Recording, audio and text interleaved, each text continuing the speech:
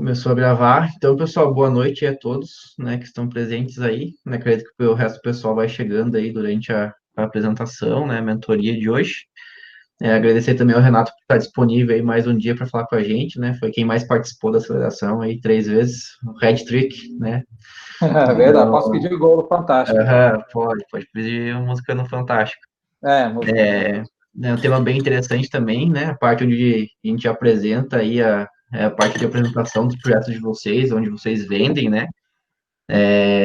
O que vocês estão construindo, né? O impacto de vocês, eu acho que é bem importante, né? Vem para complementar o que a Grace falou semana passada, né? Sobre marketing, e com esse tema aqui a gente acaba encerrando esse módulo de bem de marketing, de comunicação, e a gente já vai para o último tema, que é a elaboração de projeto em si, né? Captação de recurso, né? Que eu acho que é onde muitos projetos têm interesse mesmo de desenvolver ou se capacitar, né?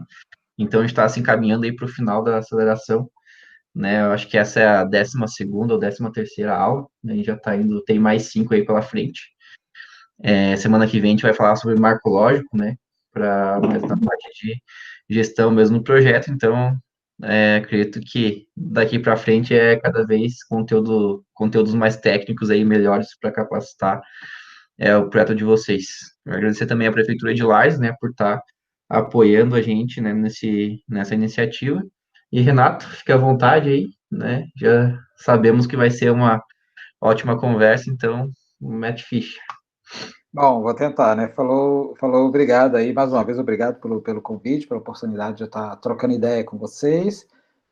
Acho que todo mundo está aqui, teve nos anteriores, então acho que não preciso me apresentar de novo, né? Mas esse tema específico de storytelling, de narrativa e tudo mais, é um tema que particularmente me interessa, sobretudo porque eu sou uma pessoa que vem da área de comunicação, sou formado em jornalismo, enfim, escrevo, leio muito e gosto de escrever, enfim.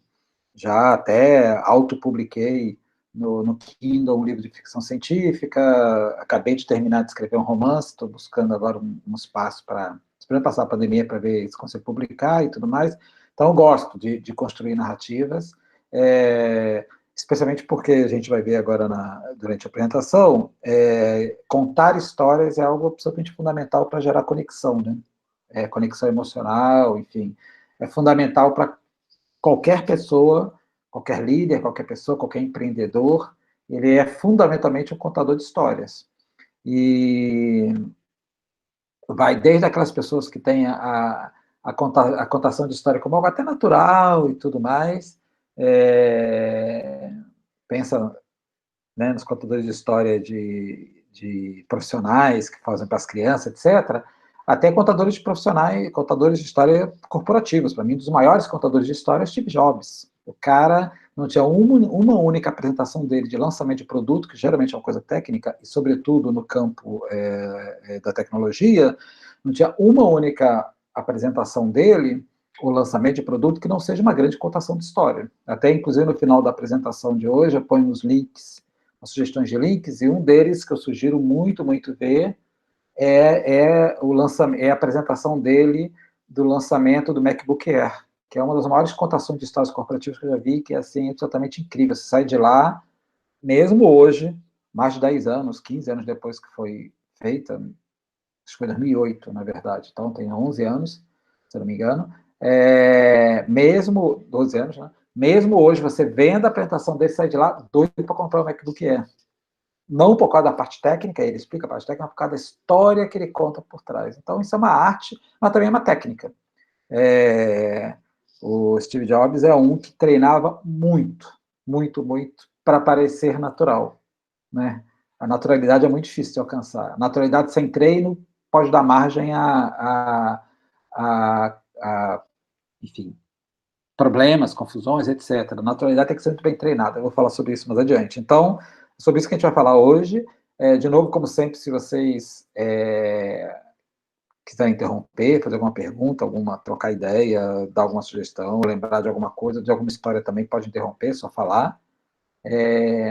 Mas, enfim, a gente vai fluir. Depois, no final, se vocês quiserem continuar trocando ideia, tem mais um tempinho para continuar aqui. Tudo certo? Bom, e falando no Steve Jobs, eu até trouxe uma frase dele no qual ele diz isso que eu estou dizendo, né? Que a pessoa mais poderosa do mundo é o contador de histórias. O contador de histórias define a visão, os valores e a agenda de uma geração inteira que está por vir. E se você pensar bem, os grandes líderes, os grandes transformadores, todos eles são fundamentalmente contadores de história, porque eles têm a capacidade, eu diria que quase a obrigação, de compartilhar a sua visão com as outras pessoas. E você não compartilha a visão explicando tecnicamente o que você quer. Você compartilha a visão compartilhando a história por trás dela, né? A gente vai ver isso. E até para a gente ver como se fosse na prática, eu queria começar essa fala, esse webinar, enfim, contando uma história, para vocês verem o poder que isso tem, né? Então, e a história do fogo. Então, imagine o nosso cenário, o cenário dessa história é uma savana na África, no centro da África,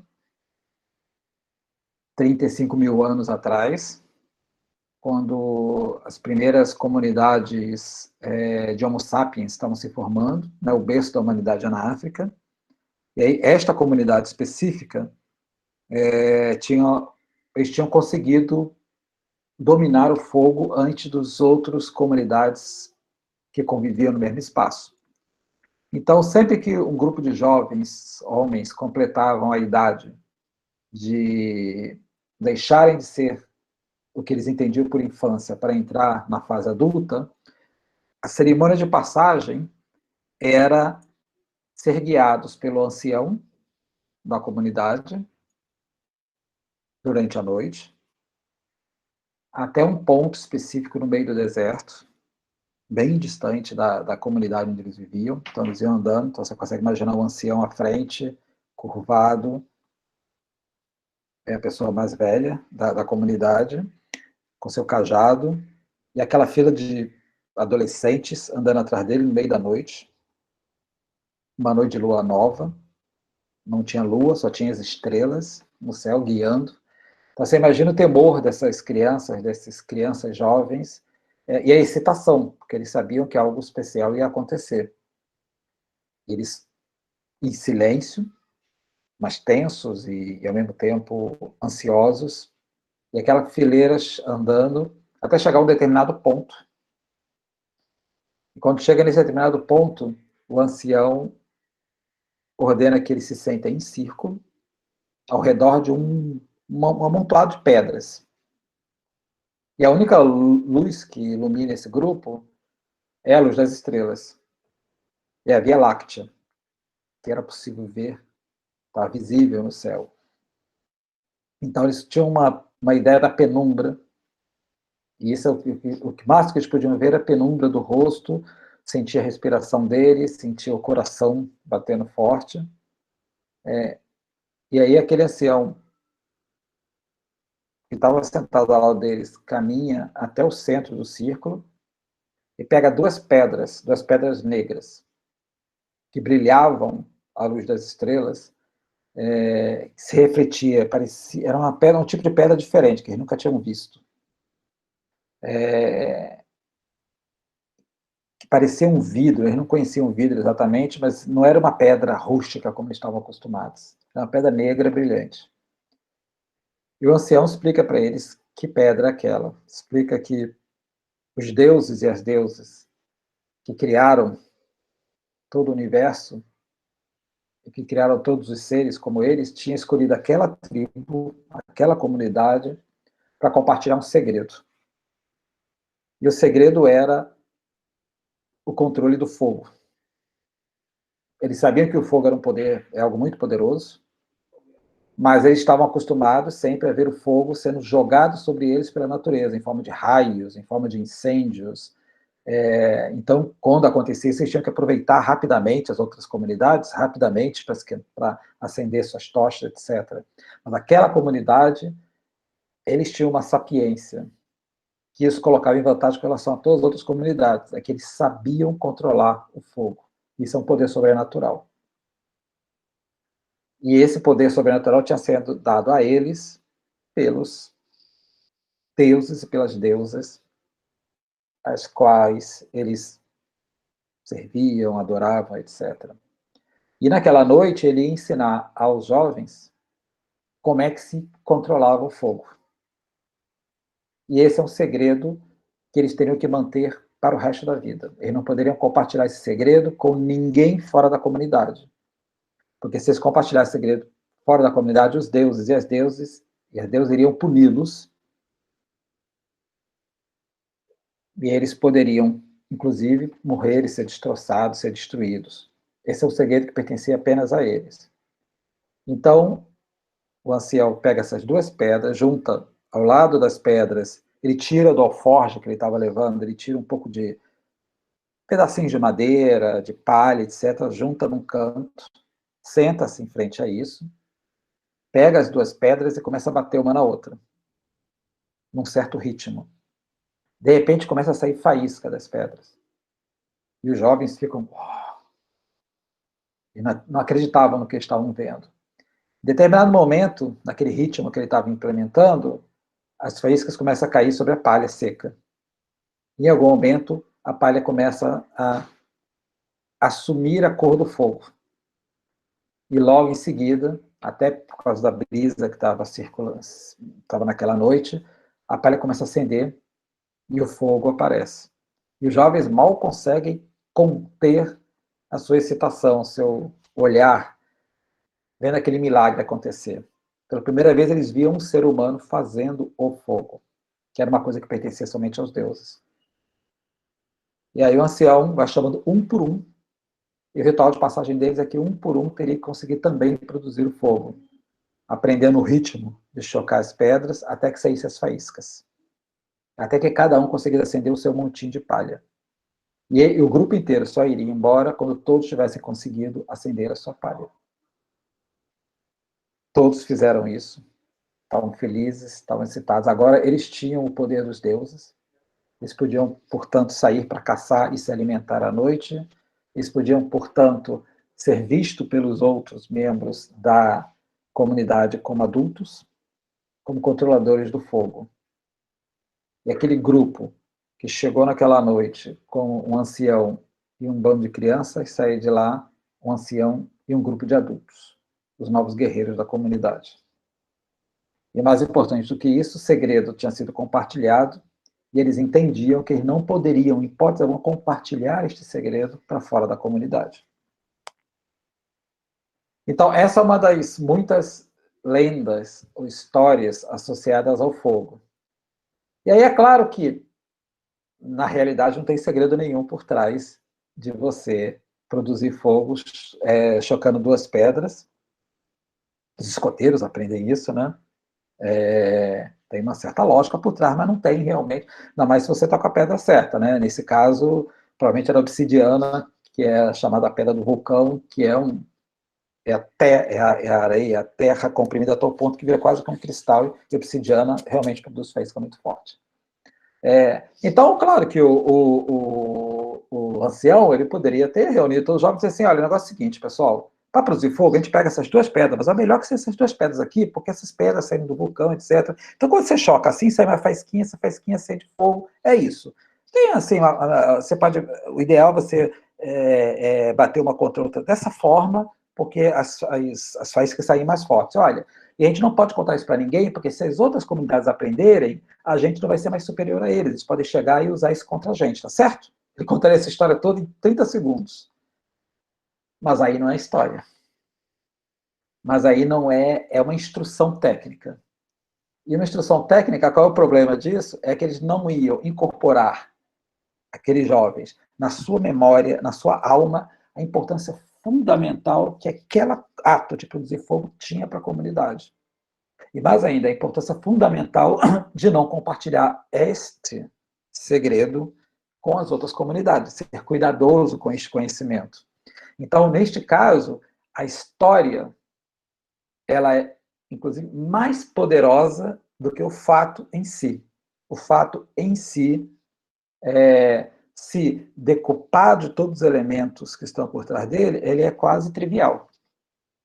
E era trivial para aquele ancião que estava fazendo isso ao longo de sei lá quantos anos.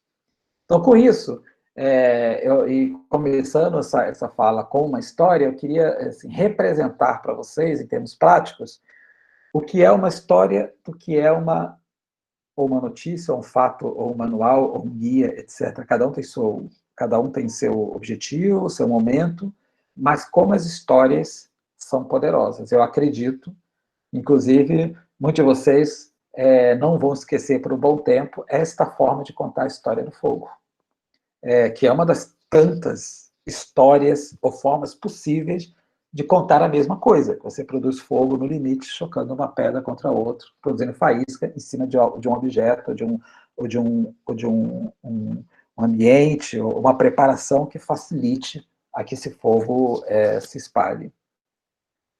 E com isso, de novo, destacar para vocês a importância das histórias. Como as histórias são importantes, absolutamente fundamentais, especialmente para nós, seres humanos,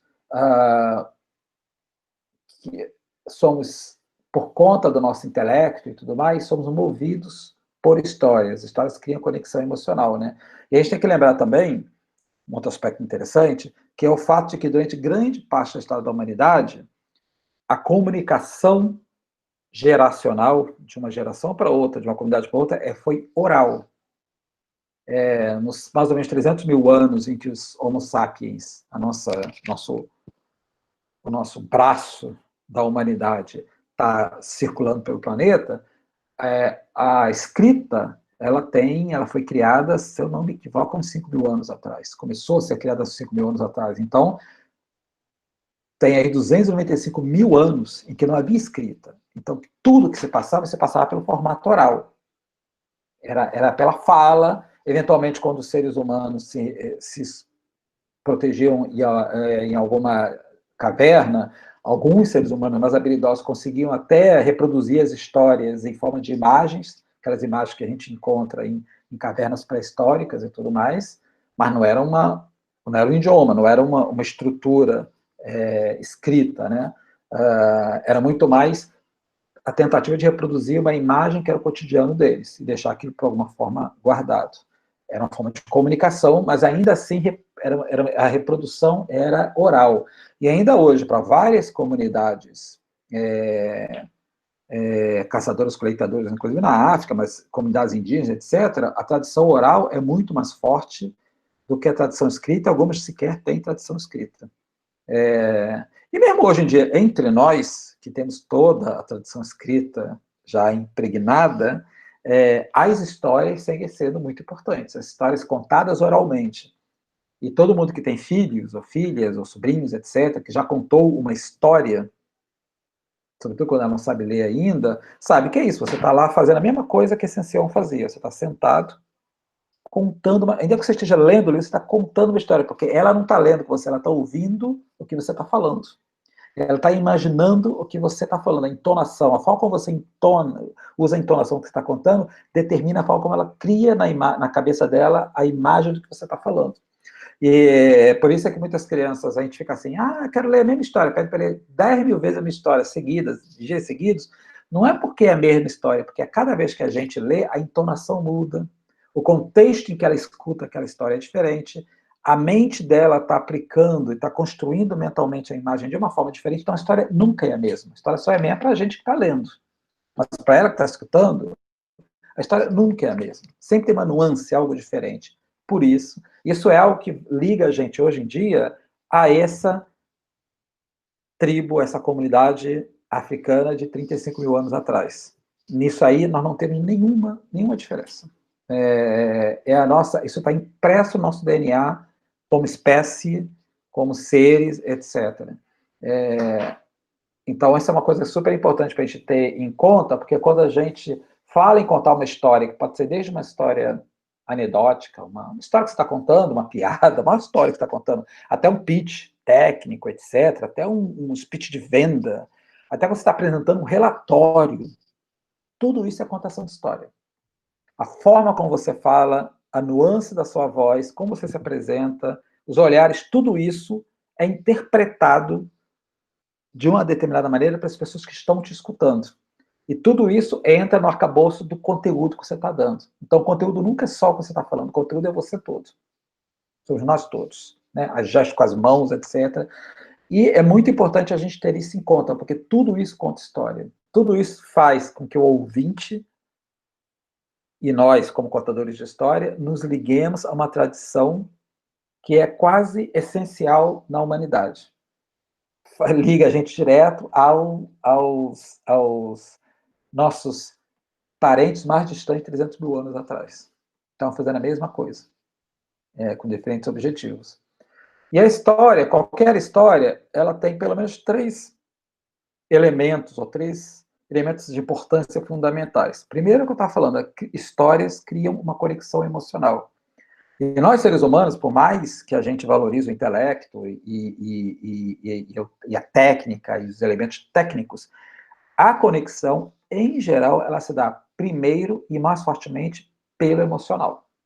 E o emocional aí não é apenas que a história sendo contada é uma história ou alegre, ou triste, etc. Não, o emocional passa, como eu falei, pela forma como a gente conta a história, pela nuance da nossa voz, se a gente está nervoso ou não está nervoso, se a gente passa confiança ou não passa confiança, se a gente usa as mãos mais ou menos, se a gente se mexe muito, se a gente está suando ou não está suando, se a gente eleva a voz ou abaixa a voz, a roupa que a gente está usando, se a gente tem algo que está desviando a atenção, tudo isso é conexão emocional, ou não conexão emocional. Então, uma história contada, uma história interessante, contada de uma forma plena, ela potencialmente cria uma conexão muito maior com o que você está fazendo. Portanto, o que ela faz é abrir a mente das pessoas mais facilmente para o que a gente está apresentando. Eu sempre brinco que assim, se fosse, qualquer história que você for contar do ponto de vista, qualquer história, basicamente, mas já que a gente está falando aqui em termos do ponto de vista ou corporativo, de empreendimento, ou tem a ver com o nosso projeto social, pessoal, enfim, ou corporativo, do que eu estou contando, qual é a única coisa que eu gostaria que essa pessoa se lembrasse quando foi embora daqui? E essa é a essência da nossa história. Porque essa única coisa, essas 2 coisas, é o que vão no futuro me conectar quando eu falar de novo com ela. As histórias, e isso vai ao ponto seguinte, né, que as histórias ajudam a fixar conceitos e ideias. Como sempre, é a mesma coisa. E aí o exemplo que eu trouxe do fogo é exatamente isso. Óbvio que você pode explicar o conceito do fogo, de como ele se produz, e a ideia de que é importante nós mantermos esse segredo junto com a gente, você pode explicar diretamente. Olha, o fogo faz assim, é importante guardar isso para nós, porque senão a gente estaria, se compartilhar esse segredo, uma outra comunidade, uma outra tribo poderia vir e, de repente, nos atacar. Você pode contar isso, mas em geral, a forma mais eficiente de você fixar tanto o conceito do fogo, a importância fundamental que ele tem para a nossa comunidade, transcendental, e a ideia de que a gente precisa ser muitíssimo cuidadoso em guardar a forma como se produz fogo entre nós, é muito mais interessante contar nessa forma da história. Com uma história por trás, inclusive como tudo que o ancião, com certeza o ancião já fez aquilo muitas vezes, ele já tinha aquilo tudo bem planejado, o horário que ele ia, o local, as pedras estavam lá preparadas para ele fazer, ele levou o feixe de palha para colocar do lado, um pouquinho para cada um deles, então toda aquela mise-en-scène, entre aspas, estava montada, porque ele sabe que aquela era a forma mais eficiente de contar, de fixar o conceito e a ideia. E, sobretudo, e aí o terceiro ponto, que é essa analogia que eu trago do fogo e tudo mais, é essa ideia de que histórias criam ou reforçam o sentido de pertencimento. Porque é óbvio que se eu compartilho dessa contação de história, eu automaticamente me conectei com todos os outros que estão ali junto, ouvindo aquilo junto comigo. Embora e cada um daqueles jovens daquele grupo ali, cada um interpretou sentimento individual em relação àquilo, bateu de uma forma diferente para cada um deles, porque nós somos seres humanos, somos individuais. Mas a conexão criada por estar naquela noite, naquele grupo, naquele momento, é algo que eles possivelmente carregarão para o resto da vida. É o meu momento e o nosso momento coletivo. De forma que mesmo que eles voltem e contem para outra pessoa como é que foi aquilo, não é a mesma coisa, se você não está ali vivendo. Então, essa coisa de você contar uma história. Por que os TEDs, para usar um exemplo, TED, né? Tanto o TED quanto o TEDx é tão forte.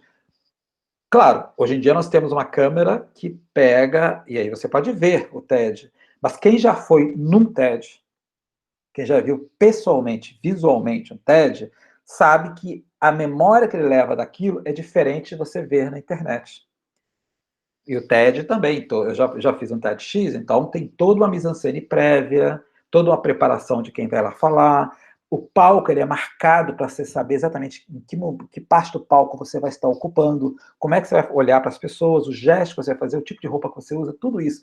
E todas as pessoas, quando chegam, tem um clima TED, tem a sacolinha que recebe com alguns brindes, tem a música, tudo aquilo cria um ambiente que é, na verdade, aquele ambiente da fogueira e da pedra trazido para o século XXI no auditório. É a mesma coisa.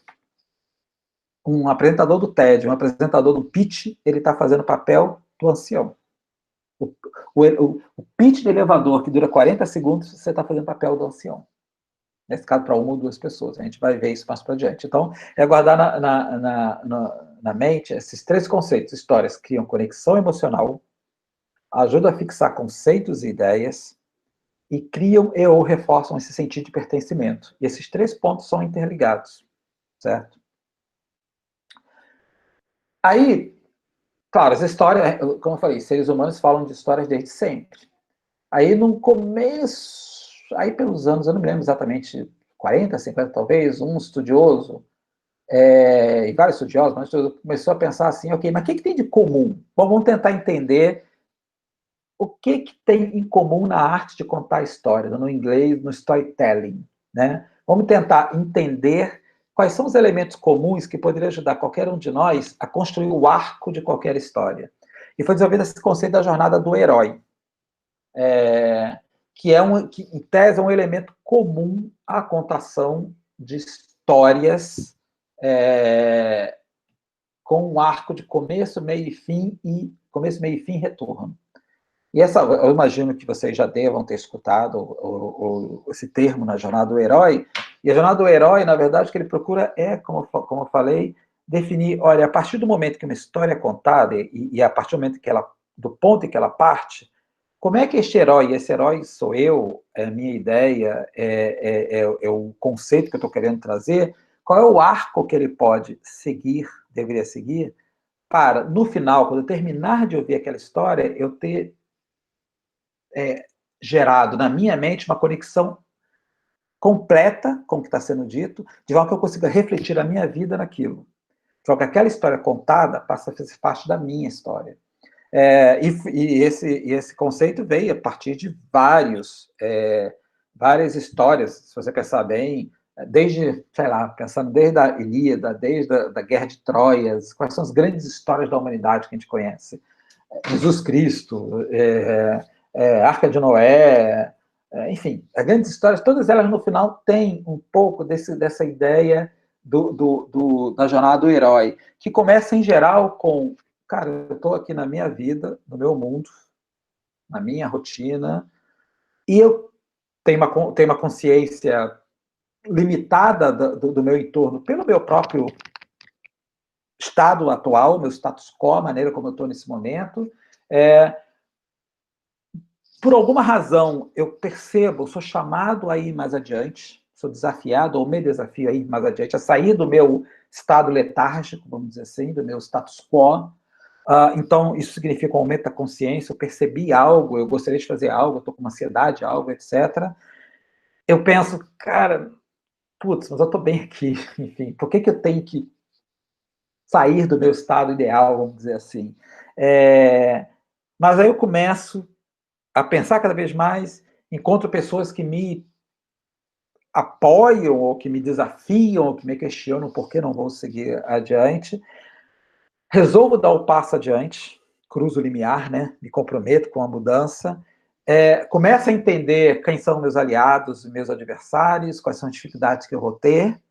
Na medida que eu sigo adiante no meu desafio, eu começo a me enredar nessas dificuldades, eu chego em pontos de caverna, em pontos de peso, de dificuldade, mas pela minha resiliência eu consigo passar adiante e já começa a se recompensar, começa a perceber que eu estou avançando naquilo que me levou a sair do meu lugar.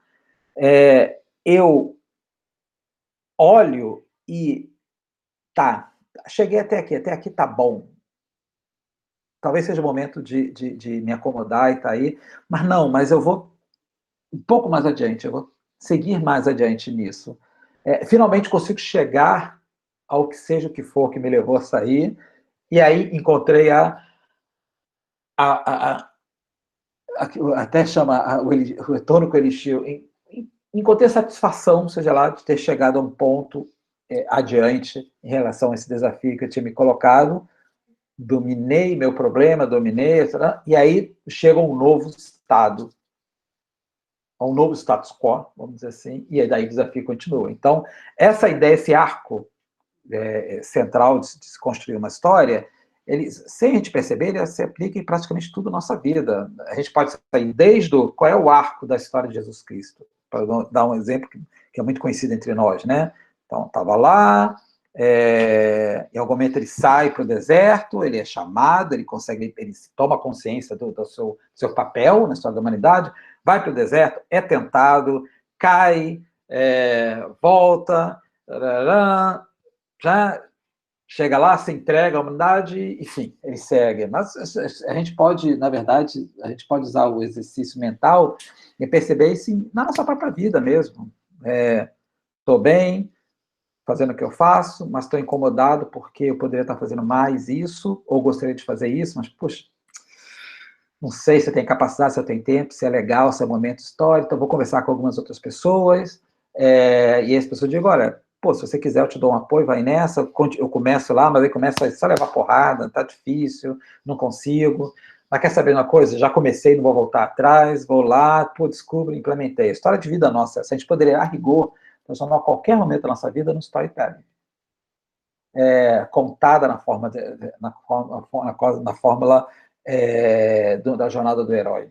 Então, eu queria que vocês guardassem esse conceito do ciclo, e geralmente as histórias elas têm essa ideia de que, cara, estou aqui, ou estamos aqui, nos desafiamos, ou temos interesse, queremos chegar lá, o caminho que eu desenvolvo para chegar lá, as dificuldades que eu tive, os apoios, etc., cheguei lá e isso é que eu consegui. Essa vamos dizer assim, uma aplicação mais prática, concreta desse conceito da jornada do herói. Tudo bem até aí? Só para ver que eu estou falando, às vezes eu fico com medo de estar falando sozinho, não tem ninguém escutando. E aí, pessoal, tudo certo? A Julia falou tranquilo. Tá bom. A Karen também. Sim, tudo certo. Tá ótimo. Então, vamos lá. Vamos dar histórias também tem isso. É bom dar sempre eu vou falar isso mais adiante, uma pausa, pode ser dramático ou não, que é para ajudar o cérebro as nossas imagens, tanto o lado direito do cérebro, que lida com a imaginação, que lida com abstrato, quanto o lado esquerdo, que lida com o concreto, para eles poderem se encontrar e não ficar brigando um com o outro. E quais são os elementos de uma boa história? Muitos elementos. Eu destaco sempre 3, porque para mim são os 3 bem fundamentais. E o 3 é uma coisa interessante. E para várias culturas, o 3 é o número perfeito. É o número do equilíbrio. Né? Nem 2, nem 4, é o 3. Triângulo e tudo mais. Então, uma coisa interessante, uma dica interessante quando você for dar um exemplo, você está contando uma história, você quer dar um exemplo, ou você quer chamar a atenção, ou destacar um ponto, eu recomendo sempre destacar 3 pontos, 3 exemplos, 3 coisas. Isso, isso e isso. É uma coisa impressionante como o nosso cérebro engancha mais facilmente que se você disser que tem 2 ou que tem 4. Tenta fazer, quem não conhecia esse conceito, tenta aplicar isso na sua vida prática. Sempre, olha, gente, olha, para mostrar como isso é importante, olha, ponto 1, isso, ponto 2, tá? Ponto 3. Destaca isso fortemente. Então, estou aplicando isso na prática. Então, quais são os 3 elementos que eu acho que são, dentre os vários elementos possíveis, quais são os 3 elementos fundamentais para uma boa história? Primeiro, uma boa história é autêntica. E quando eu digo autêntica, não quer dizer que ela tem que ser realista. Realista no sentido de que ela está falando sobre algo que aconteceu em termos práticos, senão não teria ficção, obviamente. A autenticidade passa pelo conceito de que você está contando algo que você ou pesquisou bem, ou que você viveu, ou que você conhece bem. E aí, mesmo que seja uma história de ficção, mas você pesquisou bem aquilo, você está dentro daquilo, você não está falando de algo que você não conheça de jeito nenhum. Você pode improvisar? Sempre se pode improvisar, mas geralmente a improvisação vem de um conhecimento prévio que você tem. Então, a autenticidade passa muito por essa ideia de que você, não importa qual história que você conhece, as pessoas te reconhecem na história que você está contando. É você se colocar inteiro na história que você está contando. Isso é uma coisa super importante. É um pouco quando você ajuda quem está ouvindo essa história a conectar o que você está contando com você. Por isso que, por exemplo, pessoas que têm, naturalmente, são pessoas muito, às vezes, sérias ou introvertidas, elas têm um pouco mais de dificuldade de contar histórias muito engraçadas, porque não bate, às vezes. Às vezes acontece, dependendo do treinamento que você está. Mas o interessante é sempre que a história, não importa o que está sendo contada, ela reflita quem você é, de alguma forma. Coerência é o segundo ponto, quer dizer, a história, especialmente no nosso campo, vamos dizer assim, mais corporativo, seja organizacional, para redes sociais, ela tem que ser coerente com o que a gente está fazendo, ou não fazendo. Então, eu me lembro que um tempo atrás, não sei se vocês lembram dessa história, rolou uma grande questão na internet quando uma marca de sorvete, que tem um storytelling de que o sorvete foi criado pelo nono tal na Itália, e ele veio para o Brasil na Segunda Guerra Mundial, e aí fazia o sorvete em casa, e tarará. Acho que é mais ou menos essa storytelling deles, essa narrativa deles. E aí o sorvete ali reproduzia aquela receita do nono tal, que é um segredo familiar. Então muita gente, inclusive eu, o sorvete é delicioso, depende de qualquer coisa, mas muita gente, inclusive eu, gostava muito dessa ideia da ideia de você estar comprando um sorvete que cara, é um sorvete que nasceu de uma receita da família, que não sei o que e tal. Depois você descobriu que não tinha nada disso, puro storytelling fabricado. O nono lá nunca existiu. Essa história de que nunca é uma história legal de ser contada. Então, como história, é uma história super legal para ser contada, mas ela quase fraudou a sua origem. Então, ela nem era autêntica, portanto, ela não refletia a verdade da empresa, e ela não era coerente com o que a empresa estava pregando o tempo todo. Então, a história em si era bonita, era legal, mas quando se descobriu que não era verdade, isso na época também causou bastante crítica, e aí muitas matérias falando sobre falso storytelling, porque tem muita coisa, muitas empresas agora querem contar a história, né, e tudo mais. Aconteceu algo parecido com uma empresa também de sucos, na mesma época, inclusive, de sucos, que eu também sou consumidor de sucos que são tem mínimo ou nenhum conservante, etc. Então tem toda uma história das frutas, praticamente assim, cada laranja colhida quase que individualmente do pé. Não era isso que eles contavam, mas praticamente dava essa ideia. E não é bem assim, quando sai depois, não é bem, tem processo industrial por trás. Eles poderiam ter contado isso, a gente faz o melhor, a gente não sei o quê. Então, é sempre uma coisa muito, o storytelling é sempre delicado, porque o tema da autenticidade e da coerência, especialmente nos tempos agora de internet, em que isso pode ser descoberta a verdade por trás, é muito delicado. E a percepção de que uma história não está sendo autêntica ou coerente, ela pode, mesmo que a história contada seja boa, mas se ela não engancha em quem está contando, então qual é o sentido? Você se sente enganado, né? Essa é a questão. E o terceiro ponto é um ponto óbvio, que às vezes, muitas vezes a gente esquece, né? Que a gente está contando essa história para alguém. E é interessante porque, assim, o Renato contando a história, se eu conheço uma história e tenho a minha história, e eu conto apenas para mim mesmo, ela não faz muito sentido, ela faz sentido para mim, mas o sentido da história é ser contada para alguém. Então, a minha obrigação é conhecer muito bem o público para quem eu estou contando essa história. Até para eu poder modular essa história, para eu poder, talvez, destacar alguns pontos que o público pode ser mais interessante para o público, para aquela audiência específica, para eu me vestir, me posicionar, me preparar de uma forma específica para aquela audiência, etc. Então, não adianta ter uma história incrível, uma narrativa incrível, e chegar para uma audiência que não vai conseguir se conectar comigo, porque seja porque me apresentei de uma forma que eles não estão preparados ainda para escutar, etc. É a história do fogo, né? O ancião se preparou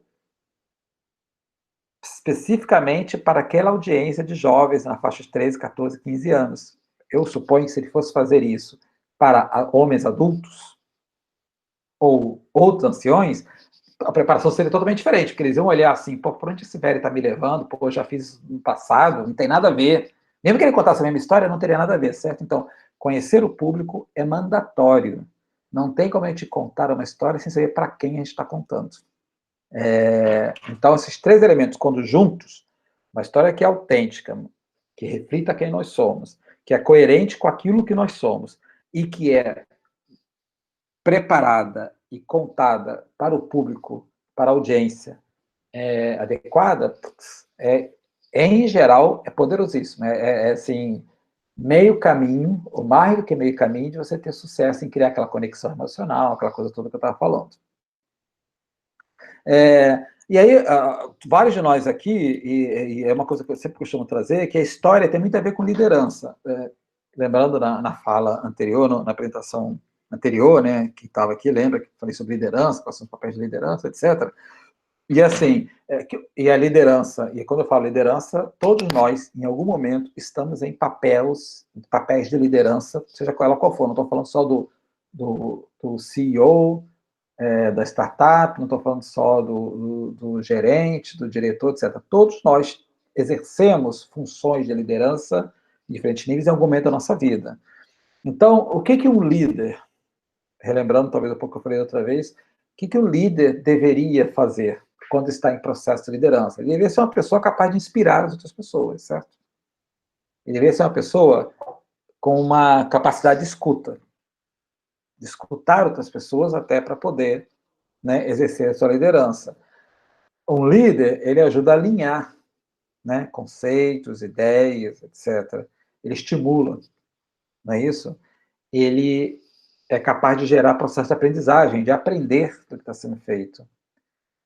Ele é, portanto, e aí, desculpa o termo em inglês, porque eu deixei o termo em inglês porque o termo está crescendo muito nesse momento, ele é, portanto, um storyteller, ele é um contador de histórias. E por que eu botei corporate storytelling?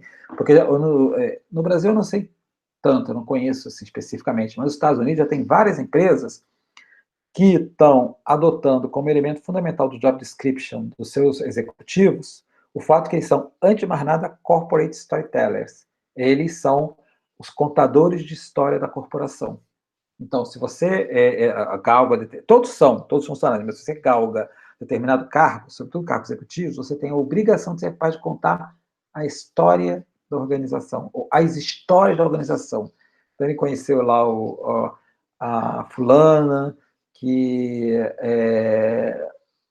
enfim, que veio da comunidade X, que trabalhou muito, que aprendeu, conseguiu fazer uma pós-graduação e que agora está assumindo o posto executivo, ele vai contar essa história quando for falar da empresa. Olha como nós somos, a nossa política de diversidade, eu não vou contar essa política de diversidade, vou contar a história de fulana. Fulana, a pessoa que veio da comunidade X, não sei o quê. Isso representa a diversidade da empresa. Então, vocês entenderam? É você trocar o conhecimento, a explicação técnica do que é uma política de diversidade pelas histórias de diversidade que a empresa tem.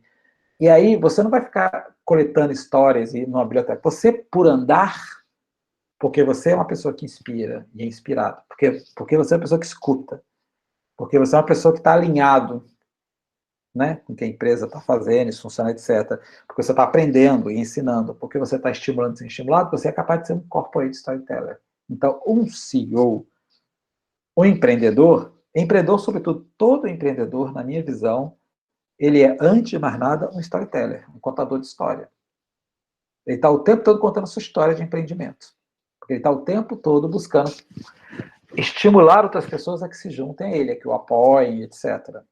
Ele é quase que um caixeiro viajante nesse sentido. Ele está contando uma história de transformação que ele está querendo produzir na sua vida, na vida de outra comunidade.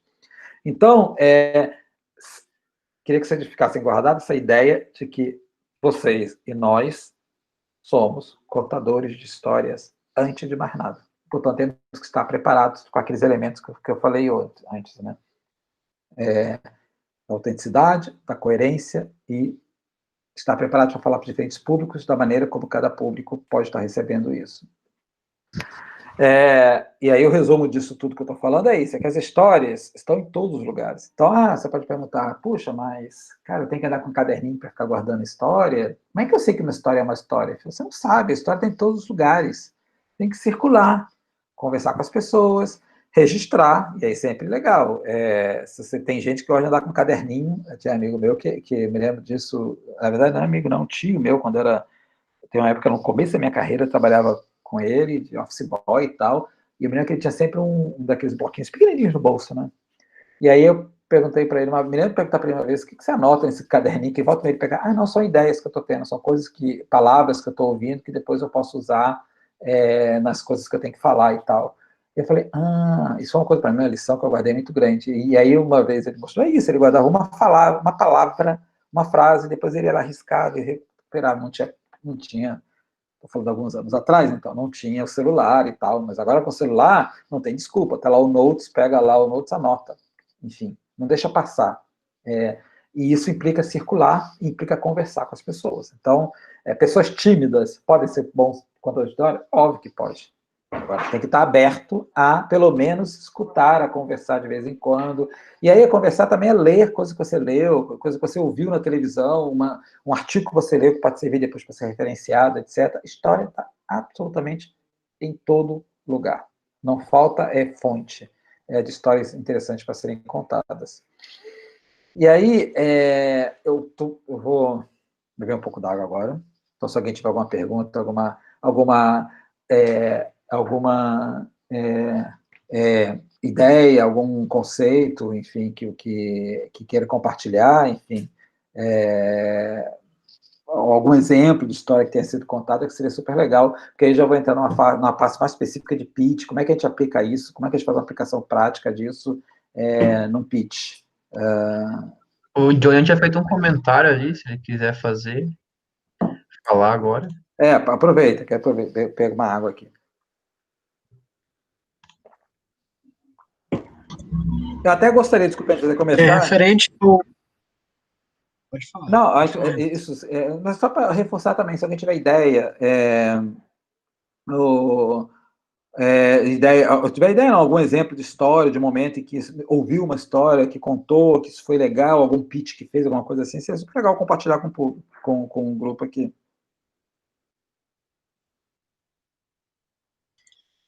É interessante a parte do contar a história, porque, na verdade, eu conheço o storytelling por meio do Joseph Campbell, né? Exato, ele buscou então, foi mitos. ele que desenvolveu o conceito da jornada do herói. Pois na busca de mitos e de histórias, foi observado que existe um ponto em comum, como você trouxe, né, Renato? E ele foi e catalogou toda essa milhares de histórias, desde índio, de tradições bem remotas, até a nossa atualidade. Tudo que a nossa sociedade fala, na verdade, é da gente mesmo, né? Então a gente não consegue reproduzir muito.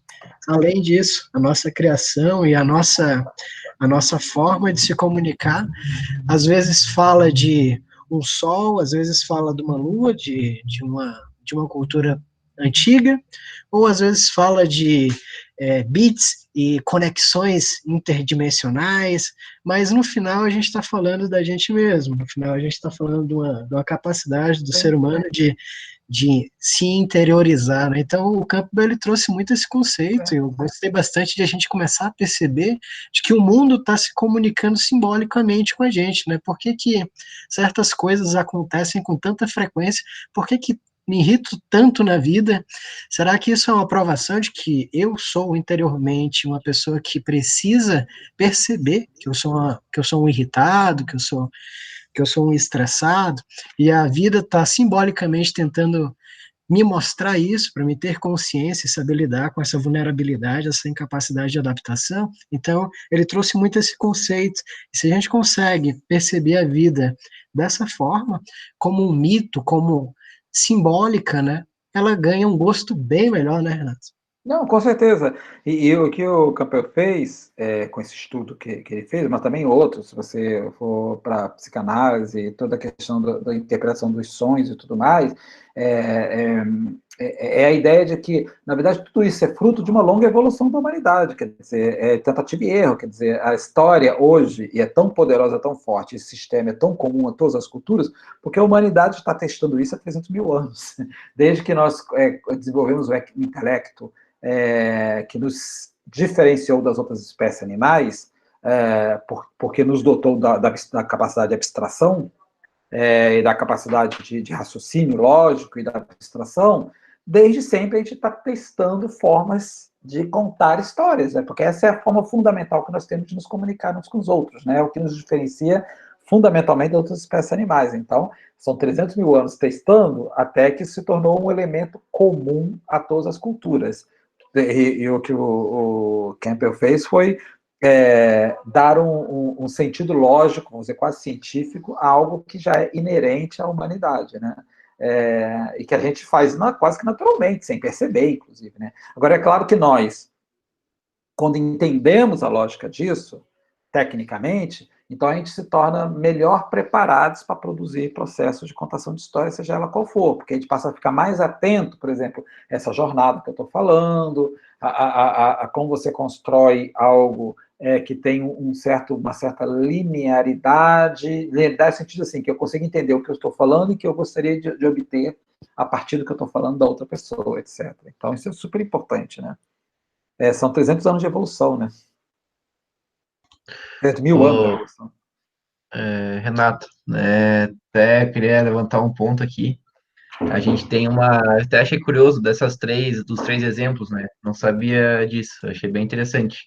Mas a gente tem um exemplo aqui dentro do Orion, que a gente tem uma palestra que a gente faz para jovens que a gente chama de rolê empreendedor, Uhum. né? Daí o objetivo é falar sobre empreendedorismo, né? Bem TBC, tirar a bunda da cadeira, ser intraempreendedor, né? Então a gente sempre faz com jovens, ali, uns 15, uns 20 e poucos anos, mas a gente já fez com pessoas mais velhas já, de empresa, né? A gente já testou em vários ambientes. E a gente sempre faz em três pessoas, né?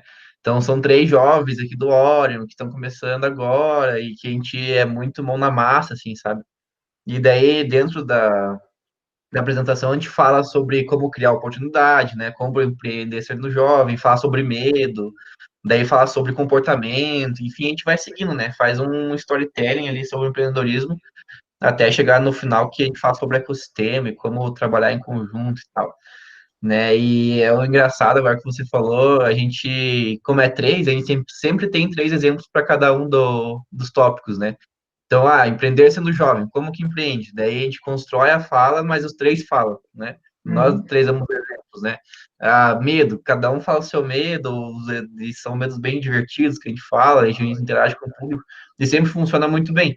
E a gente já fez essa palestra sozinho, já fez essa palestra em dois, já teve palestra que às vezes a gente meio que fez em quatro e não funciona do mesmo jeito, sabe? Eu achei até bem interessante porque me lembrou muito essa coisa que a gente faz, porque sempre quando tá em três pessoas e as três dão opinião, sempre tipo, o pessoal fica vidrado, assim, sabe? Não para de prestar atenção. Não, isso, de novo, é a mesma coisa que eu estou falando. Isso não veio do nada, veio de uma longa evolução da história da humanidade, né? E não é à toa que o 3 é um número sagrado para diferentes culturas, desde a Cabala, cultura cristã, na China, o 3 como elemento, para os egípcios e as pirâmides, para os astecas, as pirâmides e tudo mais, o conceito do 3, ele tem algo que está também entranhado no nosso DNA como espécie, né? E é interessante isso, porque é verdade, se você põe 4, ele já desequilibrou de alguma forma. Embora o 4 quadrado parece ser uma coisa assim, lógica e tal, mais equilibrado, mas o 2 parece que falta algo. O 1 não é, porque você não, um é você, o 2 parece faltar algo, o 3 está perfeito e o 4 parece estar demais. 5, 6 ou 7 você não consegue nem registrar. A nossa mente, se você coloca 5, 6, 7, 8, 9 exemplos, em geral, no quarto exemplo você já começa a esquecer. Já não consegue prestar atenção, ou você acaba prestando atenção nos 3 últimos que apareceram. Ou se você perguntar, quais são dos 9 que eu falei, o que você lembra? Geralmente as pessoas vão lembrar 2 ou 3, geralmente 3. É uma coisa impressionante. É isso, né? São 300 mil anos aprimorando isso, né? Não vem do nada. Não, muito E é legal. muito poderoso isso, é muito Vou poderoso, começar a acho que usar. levem isso em consideração. Vou Quando forem começar fazer a um usar. pitch, também marcarem 3 pontos essenciais que eu estou, ou 3 exemplos, ou 3 benefícios que isso traz, ou 3 formas de apresentar, ou 3 não sei o quê. É muito interessante isso. Não, vou começar a usar e os projetos também, acho que é interessante, gostei bastante. E tem um exemplo ali, cara, faz muita diferença, sabe? A gente faz, às vezes, palestra de 2 horas, assim, sabe? Para Sim, jovem de 15, 16 anos é difícil sim. manter a atenção, né? Ah, Mas com certeza. quando é os três falando ali, nossa, prende muita atenção, assim, cara. O Com pessoal fica certeza. vidrado. Não, e o 3, sobretudo exercícios como esse, é interessante, porque, primeiro, a partir de 4 já começa a ser multidão. 3 e o 2 é diferente, porque se você coloca uma pessoa falando com outra, você não tem ainda diversidade suficiente. O terceiro elemento que entra, ele em um processo como esse, ele acrescenta a diversidade. Porque os 2 já não é 2, eles já tem terceiro, e esse terceiro, então, o fluxo que vai é triangular. E quando é triangular, um passa a compartilhar e a criar uma dinâmica diferente. Quando é 4, já começa a ficar muita coisa. É muito interessante isso. É algo para aplicar para a vida que a gente já aplica, na verdade, muitas vezes a gente aplica sem perceber. Mas é legal conhecer e entender que existe uma lógica simbólica e concreta por trás disso. Não, show de bola. Um outro exercício que eu costumo fazer para mostrar como é que essa questão de construção de história é muito poderosa, que também vocês podem em algum momento fazer em dinâmicas, ou quando vocês estiverem até tentando trazer grupos para ajudar a pensar junto e fazer fazendo brainstorming, que seja, é uma coisa muito interessante que eu gosto de fazer muito é colocar, sobretudo quando tem muita gente, tem mais gente, e aí não vai dar para fazer uma coisa tão individualizada ou com 3 assim, é botar as pessoas em grupo e desafiar o grupo a construir coletivamente uma história do nada, do zero. Isso é muito legal, inclusive de pessoas que não se conhecem entre si. Com o único desafio é que cada pessoa só pode falar uma palavra de vez, não pode ser. E uma palavra por exemplo, o artigo é uma palavra, o. Não pode falar o amor, o. Então a pessoa seguinte tem que falar uma palavra que de alguma forma dialogue com a palavra anterior. Então se eu falo o, eu posso falar qualquer coisa. O amor. A seguinte tem que falar uma outra palavra que de alguma forma dialogue com o que está ouvindo antes. O amor acabou. A seguinte fala mais, aí outra, choveu, e não sei o quê. E é interessante porque no começo da primeira rodada, nas primeiras 2 rodadas, fica completamente caótico. E as pessoas vão muita gente vai na linha de vou quebrar quem vem atrás, ou quem vem depois de mim, botando uma palavra que não tem nada a ver com o que veio antes. Em geral, na terceira volta, eu já fiz isso muitas vezes, eu percebo isso claramente, na terceira volta a história começa a se construir. Começa a construir uma história que ninguém sabe o que é. E aí é muito interessante que eu peço a vocês entenderam que a gente construiu juntos uma história composta por palavras individualizadas entre pessoas que nunca se viram na vida, quando é assim, né? Pode ser pessoas que já viram, sem ter sido dado nenhum assunto sobre o qual falar. E é uma demonstração prática da capacidade dos grupos também de construir uma história colaborativa. Então, como ela é colaborativa, todo mundo vai ser bem dono daquela história. E cada um depois vai recontar aquela história do seu jeito. Então, esse é um outro exercício que eu super sugiro fazer, é um ótimo exercício de quebra-gelo, de início de brainstorming, etc., um pouco para mostrar para o grupo como é que a construção de histórias é algo inerente ao ser humano. E quando a gente quer e está aberto a isso, a gente consegue fazer. Valeu? Só para complementar, Renato, isso que você traz, eu utilizo muito nos grupos comunitários para a questão de fortalecimento de vínculos, facilitar o entrosamento entre os participantes nos primeiros momentos. É isso que tu traz hoje, além de ser muito reflexivo e filosófico também ao mesmo tempo, porque a gente começa a trazer um pouco para a prática, e o quanto isso tem que estar dentro da essência da gente, se permitir para que isso aconteça. A questão de contar uma história para aquele grupo apreender e você conseguir dar continuidade com ele, entrosando, trazendo a reflexão durante uma hora, é necessário às vezes para você se abrir para aquele grupo e ao mesmo tempo ele se sentir confiante, ele confiar naquela pessoa que está ali, né? Essa questão do número 3 para mim é novo, né? Embora eu goste muito das questões cabalísticas, enfim, gosto muito dessa. Não às vezes a gente diz que é uma viagem, né? A pessoa buscar algumas reflexões fora dos termos técnicos, mas eles são fundamentais para determinadas comunidades, para você entender as pessoas em determinados momentos. E eu te confesso que hoje está sendo bastante questões novas, mas ao mesmo tempo a gente vai refletindo e vai vendo lá que todo dia tu faz alguma coisa relacionada a isso. Todo dia. Exato. Né? O que eu acho mais barato dessa história é que, assim, eu tenho certeza que eu não estou falando, talvez eu esteja encapsulando o que eu estou falando de uma forma nova e de uma forma mais sistemática, mas isso é o que todos nós fazemos o dia todo, porque nós contamos história o tempo todo, né? E, às vezes, sem refletir, a gente já, pela aprendizagem de vida, a gente sabe que funciona melhor, tarará, e a gente, às vezes, usa três sem nunca ter percebido. Acho que é legal saber que tem algo por trás. A questão da história, a gente sabe como as histórias impactam, né? Então, a gente está sempre buscando, enfim, eu acho que eu não estou falando nenhuma grande novidade nesse sentido, mas é muito mais, o que eu acho que é importante para nós que lideramos o processo, é ter a consciência da importância desses processos para a gente conseguir avançar ou catapultar o que a gente está fazendo. Mas é nesse sentido mesmo. E só para complementar, para você dar continuidade, eu quero aprender mais a utilizar isso para vender serviço. Na área que eu atuo, assim, que eu ainda tenho dificuldade de contar histórias.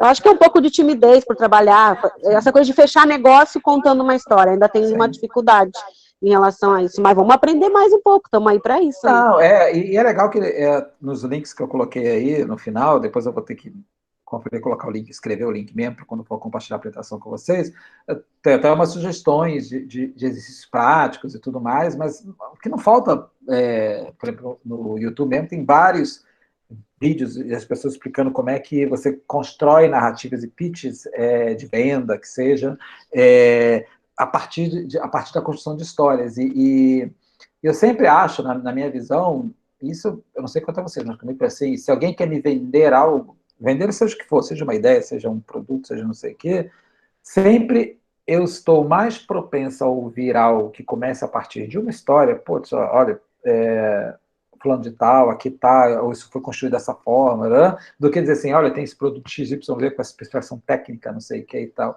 O Steve Jobs, para mim, é um exemplo claro, cara. Ele ia apresentar o produto, no final ele queria vender o iPhone, queria vender o MacBook Air, etc., mas ele contava a história de como é que chegou ali. Putz, aí você compra não o produto, você compra tudo, toda a mística ao redor daquilo, né? Isso é muito, você quer fazer parte daquilo. Então, ou comprar o produto, não é simplesmente manusear o produto, você está se sentindo parte daquilo que levou o produto ao serviço. Isso eu acho que é uma coisa bem interessante. É algo que, como eu falei, algumas pessoas têm isso mais naturalmente, mas é algo que eu acho que, da minha experiência, pode ser desenvolvido, porque tem técnicas, etc. A gente pode superar, ou até usar a introversão ou a timidez que a gente tem a nosso favor, de repente aplicando, entendendo, olha, se eu sou uma pessoa introvertida, mas eu sou muito apaixonado por esse assunto, como é que eu transformo aquela introversão em algo simpático para a pessoa que está do outro lado? Não acho que seja uma deficiência, nada disso, é uma questão de você se autoconhecer, entender como é que você consegue, a partir desse autoconhecimento, destacar aqueles pontos que são mais relevantes para quem está do outro lado ouvindo. Mas tudo, para mim, é uma questão de aprendizagem. Tudo se aprende, enfim. Falei, tem umas pessoas que fazem isso mais facilmente, mas não é impeditivo para ninguém. E tem pessoas, aliás, que são extrovertidas demais e que acaba soando falso ou cansativo na sua contação de história, porque isso também é outra coisa. Se você conta história demais, se você tá, assim, intenso demais, não sei o que, a intensidade, por isso que eu sempre acho que é importante, eu vou falar isso mais para a gente, como é importante você pausar e modular o que você está falando. Porque também você pode afogar a pessoa do outro lado com história, isso pode ser chato também. Então, no fundo, o exercício de autoaprendizagem, de autoconhecimento, vamos dizer assim. Alô? Na verdade, até que você falou agora, o ponto que eu vou entrar agora é um ponto um pouquinho mais prático, porque como é que a gente transforma tudo isso num instrumento que muitos de nós ou já usamos ou vamos usar necessariamente, que é como é que transforma isso num pitch, que é esse termo em inglês,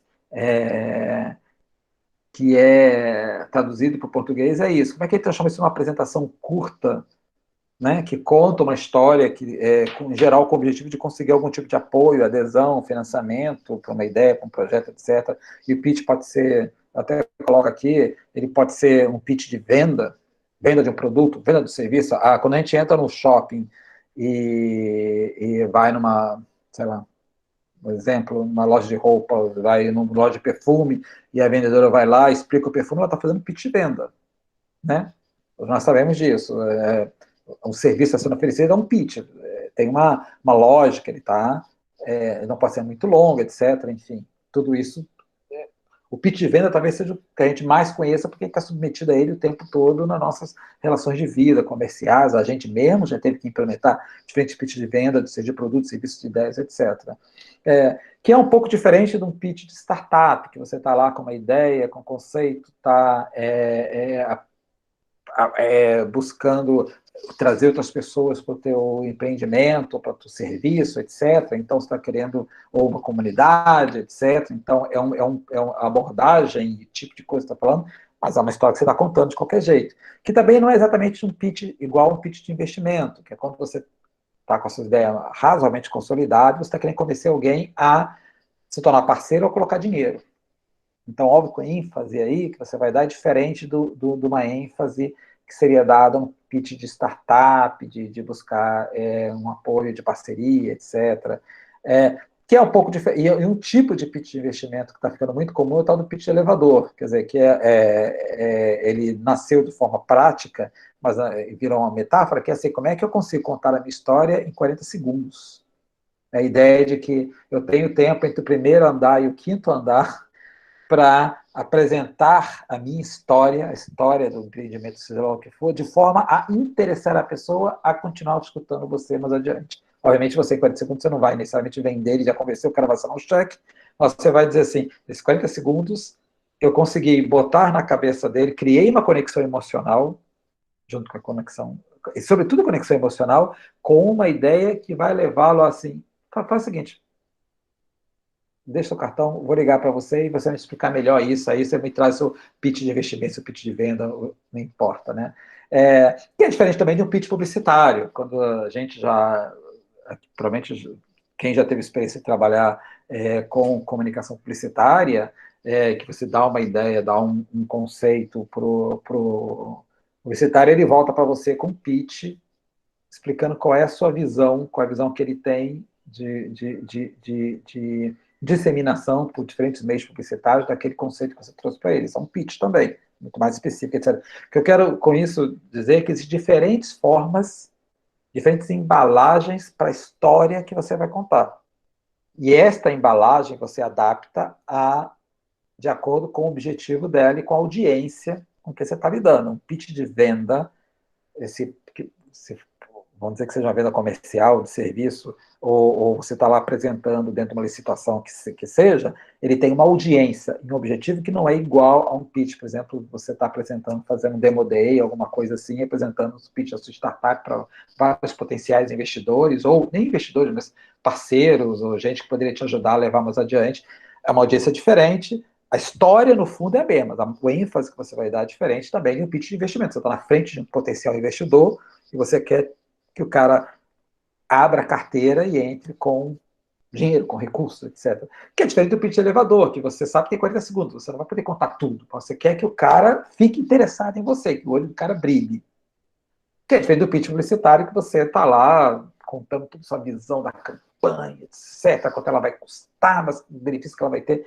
A história, como eu digo, na sua essência, da jornada do herói, do desafio, que me foi apresentado, e eu percebi isso, e eu juntei com outros, estou fazendo isso, e minha solução é essa, e com esse investimento X, e eu, uma vez implementar a solução, eu vou resolver o problema de X problema, e o potencial disso é mudar a humanidade. A história do jornal do herói é a mesma, né? As ênfases e as audiências, para quem eu vou estar contando isso, são diferentes. Então, é fundamental ter uma forma de apresentar e uma ênfase, a maneira como empacota os diferentes pitches, tem que estar muito de acordo com com a audiência, porque não dá para ter uma única forma e um único elemento para todas as audiências. Não vai funcionar. E tem uma coisa, em qualquer momento de pitch de apresentação e levar adiante, para qualquer um desses exemplos que eu dei, tem uma coisa assim, que eu sempre destaco bastante, além do fato de que é fundamental conhecer a audiência, para quem eu estou apresentando, isso é assim, condição sine qua non, quem é esse investidor potencial? O que ele já investiu antes? Qual a ênfase que ele dá no investimento dele? É uma pessoa confiável ou não? É uma pessoa aberta ou não? É introvertido ou não? Vou ter que fazer trabalho de casa, tem que saber para quem? Esse demodê que eu estou fazendo, quem são os potenciais investidores que estão lá, etc. Esse cliente que está entrando aqui e que pareceu estar interessado em perfume, que tipo de perfume poderia interessá-lo ou interessá-la? Para que ele está comprando? É para ele mesmo? Para alguém? É uma pessoa que gosta de perfumes mais cítricos ou mais adocicados? Se eu não sei, eu tenho que perguntar, eu tenho que saber, para eu poder oferecer para ele e, portanto, modular meu pitch de acordo com aquela necessidade que aquela pessoa, que eu percebi naquela pessoa. E por aí vai. Então, conhecer a audiência é fundamental. Eu não consigo entrar no pitch sem saber para quem eu estou falando. Pode acontecer? Pode, às vezes, sei lá. Você entrou no elevador e alguém falou, aquele fulano ali é um potencial investidor. Você entrou aqui, eu sou pretor. Mas mesmo isso, mesmo nos casos que você não conhece 100%, você está preparado, tem que estar na sua mente preparado algo para qual é o pitch genérico, vamos dizer assim. Você não vai na louca, não deveria, né? Não é o ideal. Tem um outro aspecto da preparação que eu sempre chamo a atenção, que é o seguinte, se eu tive que me preparar antes, então tem que cuidar muito da minha imagem pessoal. E a minha imagem pessoal não é dizer, eu vou estar de terno, gravata, etc. Mas a imagem pessoal ela tem que refletir quem eu sou. Lembra que eu falei da autenticidade, da coerência? Ela tem que refletir. E a imagem pessoal não é só a roupa que estou usando, é a postura, a minha postura, é a maneira como eu levo ou não a minha voz, o meu olhar, se eu estou falando mais rápido. Essa apresentação pessoal é fundamental, porque ela é a parte integrante fundamental do pitch que eu estou dando. E às vezes é engraçado, porque eu já participei de alguns Demo Days. Demo Days são, para quem não conhece, são eventos que acontecem em que as pessoas têm a oportunidade de fazer um pitch, apresentar seu projeto pessoal para um grupo, em geral, às vezes grande ou maior, etc., de potenciais parceiros, investidores, etc. E você tem lá 5 minutos, 3 minutos, 4 minutos para apresentar isso. E aí é muito interessante, porque eu já participei de alguns, e é perceptível quando a pessoa ela tenta emular aquilo que ela acredita que é um empreendedor. Então, aqui na cabeça dela, a imagem do empreendedor. Qual é a imagem que ele tem? É do Steve Jobs, com essa calça jeans, sua camiseta preta, aí vai todo mundo parecido. Eu olho para aquela pessoa e digo assim, cara, essa pessoa é ela mesma ou ela está fingindo ser uma pessoa para me convencer de que ela é um empreendedor? Seria muito melhor ela vir da maneira que a reflita, e eu sei o que eu estou comprando, né? Então, ter esse cuidado da coerência e autenticidade, eu acho absolutamente fundamental. É assim, quem sou eu? Como é que eu me projeto, ou gostaria de projetar junto com o que eu estou apresentando? Um terceiro recomendação, antes de qualquer pitch, é escreva o seu pitch. E tem escrito. Quando eu digo escrever mesmo, é sentar assim, tá. Ou escrever, construir mentalmente a sua história, depois escrever essa história, corrigir, etc., e ler. Não é que você vai ler isso depois, mas é que quando você escreve a sua história, aí você força o seu lado esquerdo, que é o lado concreto do cérebro, a dialogar com o seu lado abstrato. E você tem os dois elementos. Então, quando você for falar depois, sem estar lendo, aquilo vai estar, em geral, flui muito mais naturalmente do que você tentar improvisar na hora, porque você tem uma outra ideia. Uma das lições mais interessantes que eu apresentei no TEDx, até inclusive nos links que eu coloco lá, eu escrevi um texto sobre isso que eu compartilhei, qual é a preparação que é feita para quem vai falar no TED. Tem toda uma preparação feita por voluntários, ninguém entra em nenhum TEDx na louca. Ela tem uma preparação prévia, feita por voluntários, como é que você se coloca no palco, como é que você projeta a voz, etc. E uma das recomendações mais fortes é escreva a sua apresentação. Você vai fazer uma apresentação de 15 minutos, você escreve a sua apresentação inteira, escreve. Depois você começa a cortar aquilo que é tipo cebola, vai tirando as camadas externas, vai cortando o que é sobra de argumento, até você chegar no texto que reflita aquilo ali. Aí você lê aquilo, interioriza o que você está fazendo, deixa de lado e você está preparado para falar. E aqui, esse texto escrito é bom, depois transforma no artigo, etc. Então, ele pode ter uma dupla função. O que você falou também pode virar algo que você pode depois transformar num textinho para ir para o LinkedIn, etc. Então, eu sempre recomendo, escreva diferentes tipos de pitch. Eu sei que vou ter que fazer um pitch, vou ter que fazer uma apresentação curta do meu projeto, etc., para um potencial investidor, sento antes, escreva aquilo, se esse investidor tal, deixa isso guardado em algum lugar, mas eu tenho aquilo já esquematizado na minha cabeça. O que leva à sugestão seguinte, que é praticar. Assim, isso é uma coisa interessante, as pessoas, isso no TEDx é muito fundamental, e toda na vida, assim, e eu acho que eu já falei, talvez, acho que na primeira das minhas falas aqui, que é assim, a improvisação, a gente às vezes tem a mania muita gente tem a mania de confundir improvisação com despreparo. Quer dizer, improvisação como se a pessoa do nada fosse capaz de improvisar nada. Quando eu era adolescente, eu fiz, né, de uma época na minha vida, que eu fiz grupo de teatro, né, na escola, essa coisa toda. Eu sou péssimo ator, então não avancei nisso. Mas uma das coisas que eu aprendi foi que, assim, não existe improvisação em teatro ou em televisão do nada. O ator, para ser um bom improvisador, ele tem que treinar muito. Ele tem que conhecer muito aquilo sobre o que ele está fazendo. E quando ele treina muito antes, e quando ele conhece muito, ele é capaz de improvisar em cima do que conhece. A pior coisa que pode ser é você improvisar sobre algo que você não conhece.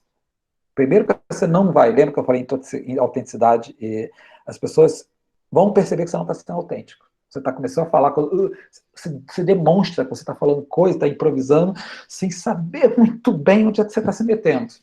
Isso é péssimo, né?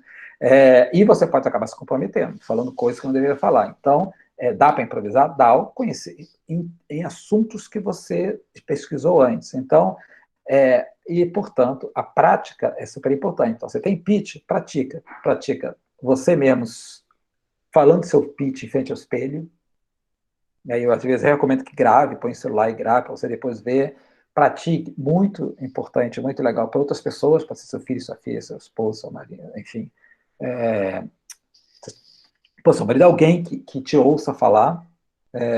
Então, por exemplo, fazendo de novo o exemplo do TEDx, lembro que eu escrevi e tal, depois eu pratiquei frente à minha esposa e meus filhos. E até meu filho, inclusive, ao ouvir, não sei se foi meu filho, minha esposa, sei lá, ao ouvir a apresentação, falou, pô, mas lembra aquela história, tem uma história aí, eu botei o link para o meu TEDx, depois se vocês quiserem ver, eu conto essa história lá. Aí eu falei, caramba, essa história é o punch, é o plus da minha apresentação, e ela toma um papel muito importante na minha apresentação. Eu não tinha pensado nisso, quem me chamou a atenção foi quando eu fiz a apresentação para eles, quase que na véspera, praticamente, do meu TEDx. E, por último, mas não menos importante, obviamente, procurar relaxar. Quer dizer, fala assim, óbvio, né? Enfim, e às vezes é difícil estar relaxando, ainda mais quando você faz um demo day, você vai fazer uma apresentação muito importante, um potencial investidor, sei lá quem, ou alguém que, enfim, de fato, é difícil relaxar. Mas todos nós temos formas de relaxar, cada um tem a nossa forma individual. Uma das coisas que eu recomendo é sempre chegar, nunca, evitar ao máximo chegar em cima da hora, em qualquer compromisso, chegar meia hora antes, para ficar mínimo meia hora antes, até uma hora antes. Se você não entrar no lugar, fica por perto, vai relaxando, toma um café, enfim. A pior coisa que tem é chegar em cima da hora. Então, se preparar mesmo para chegar antes, ficar relaxado, tomar um chá, ler um livro, tomar um café, sei lá, encontrar qual é a forma que tem para tentar que o nervosismo que existe seja apenas um nervosismo natural da antecipação do começo. E não o nervosismo de você ter chegado atrasado, de você chegar num lugar que você não conhece, de você ter chovido. Quando some o nervosismo dos elementos externos com o elemento intrínseco ao que você vai fazer, putz, em geral, a minha experiência, pelo menos comigo, é caminho certo para o caos. Então, a questão de relaxar eu acho super importante, encontrar formas e se perguntar qual é a minha forma pessoal de relaxar, e cada um tem uma forma diferente, tem gente que sempre fica meditando, enfim, tem gente que fica lendo alguma coisa, etc. Tem gente que fica relendo o que vai falar, eu geralmente não recomendo, mas, enfim, se for uma forma ótima, etc. E é isso. E aí, durante o pitch, seja ele qual for, como eu falei, Você conheceu a audiência. Então, você está olhando e está se referindo para aquela audiência. Como você já conhece a audiência, ela não é estranha a você, mesmo que você nunca tenha visto na vida. Ela já é alguém que você já pesquisou antes, já sabe mais ou menos o que gosta, etc. Uma técnica que eu uso, geralmente, é quando eu estou em qualquer processo de apresentação, é dar uma olhada antes de começar, né, realmente na audiência, olhar nas pessoas, identificar quais são aquelas pessoas que parecem estar mais atentas ao que eu vou falar. E eu me fixo mais, né, nessas pessoas, não uma pessoa só, mas umas duas ou três. Quando eu olhar para a audiência, parece que eu estou olhando para todo mundo, mas eu, na verdade, não estou prestando atenção em todo mundo, senão eu enlouqueço. Né? Eu, no meu caso, se eu ficar tudo que todo mundo está pensando, complica, né? Mas tentar encontrar quais são o que eu brinco da cumplicidade, né? Se tiver pessoas conhecidas também, enfim, essa é a minha técnica pessoal. Tem gente que não gosta disso, prefere olhar para o ponto distante no final, no fundo, porque se fica olhando para as pessoas, ou tem gente que prefere olhar para frente, etc. Mas, em geral, manter contato visual com a audiência, porque a audiência também percebe quando você não está falando para ela, está falando para o abstrato, e pode interpretar isso como sinal de insegurança.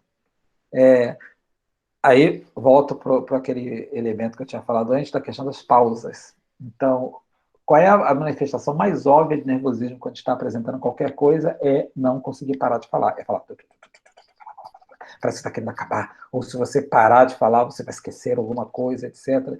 E a gente sabe disso, porque todos nós já tivemos a experiência de ver alguém falando assim, é muito desagradável. Né? E principalmente, mas o mais fundamental da questão da pausa é que a pausa ela dá oportunidade de novo, o que eu falei, ao lado esquerdo, ao lado esquerdo, ao lado esquerdo do cérebro, das pessoas dialogarem com o lado direito, elas encontrarem um ponto de equilíbrio. Se você fala sem parar e termina, não dá tempo de pausar, as pessoas naturalmente começam a prestar atenção só nas últimas coisas que você está falando, ela vai esquecendo, ela não teve tempo de registrar o que você está falando. Mesmo em falas de 40 segundos, hein? Pode ser tanto 40 segundos, pode ser de 4 minutos, de 3 minutos, etc. Então, por isso que é importante, como eu falei lá embaixo, de escrever, porque isso é uma outra coisa legal. Você escreve, você consegue determinar, e é uma coisa que eu faço muito, ao escrever, eu marco em vermelho quais são os momentos que eu devo dar uma pausa. Então, falei, primeira frase, você fala, tem uma palavra que eu acho que é a palavra forte. Ali eu sei que eu vou dar um respiro. E quando eu digo pausa, não é pausa de 30 segundos. Né? É um respira. Tarará, tarará, tarará. E com isso eu quero dizer que não sei o que, não sei o que, não sei o que. O importante, entendeu? Tá vendo essas pequenas... O importante eu queria destacar isso. Fazer essas pequenas pausas em que a pessoa percebe que uma história importante foi contada.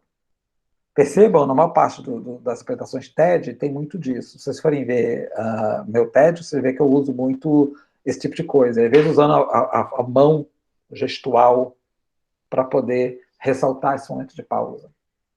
E às vezes num pitch de elevador de 40 segundos é uma pausa só, mas é aquela pausa que vai prender a ideia da pessoa no que você está falando. Então, isso, de novo, é treino, é exercício, é não improvisar do nada, é você entrar em qualquer ambiente sabendo, estando preparado para o que você vai fazer. Um elemento durante o pitch que eu acho super importante e tem a ver com a preparação e tem a ver com o momento pitch, é assim, o que eu chamo de foco no ponto principal. O que você quer que as pessoas saiam dali? Se elas esquecerem tudo que você falou, qual é a coisa que você quer que elas se lembrem? Esse é o ponto principal do pitch. Esse pensando na cebola que eu falei, que você vai tirando as camadas, é o coração da cebola. E o foco, então, do seu pitch tem que ser lembra a jornada do herói? Tem que ser toda a preparação ao redor para reforçar esse ponto principal. E aí tem a ver muito com contar a história e não ler. Em geral, sobretudo apresentações como essa em pitches, geralmente não se lê mesmo, mas mesmo quando você leva uma apresentação, PowerPoint que seja, ele está lá para reforçar o que você está falando. As pessoas vão se fixar no que você está falando. Então, você pode colocar uma frase que reforça aquilo, uma imagem que reforça a sua ideia, não o texto que você está lendo. Isso é um erro muito comum de PowerPoint, assim, que é terrível, não faz o menor sentido, né? Mas pode ter mandado para as pessoas, assim, do PowerPoint, ou qualquer apresentação que você está fazendo. De novo, se vocês forem ver as apresentações do Steve Jobs, especificamente essa que eu estou falando quando ele fez o lançamento do MacBook Air, cara, ele está apresentando um produto novo, muita especificação técnica, muito complicada, era uma coisa totalmente revolucionária para quando ele lançou. Ele tem, alguns dos slides que ele apresenta, ele tem lá a explicação técnica, mas assim, linhas, ele não traz uma coisa técnica profunda, as imagens que ele traz só para reforçar o que ele está falando. Mas o que importa é o que ele está falando, não o que está realmente aparecendo no PowerPoint atrás dele. Então, esse é um exercício também que dialoga muito com a questão de estar preparado, escrito, etc. E, para finalizar, a questão de modular a voz, que isso também é uma aprendizagem. Se for no YouTube, tem um monte de vídeos que dão dicas de modular a voz. Se você tem isso é autoconhecimento, se você tem uma voz que é muito baixa, você fala assim, muito baixo, assim que você fala, etc. Então, você vai ter que aprender a elevar a voz de vez em quando. Eu até coloco, inclusive, um link também para um TED, que é um TED super famoso, que é o cara falando sobre como é que você conta uma história oralmente. É bem legal.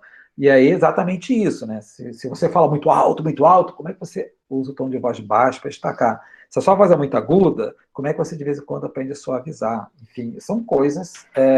Essa modulação de voz ajuda também as pessoas a se concentrarem no que você está falando. Uma voz que é muito. Se você fala do mesmo jeito o tempo todo, do começo ao final, certamente, em algum momento, as pessoas vão se desconectar de você, naturalmente. Só lembrar de exemplos de coisa que a gente já viu. E, de novo, a sua voz é a sua voz. Você não vai...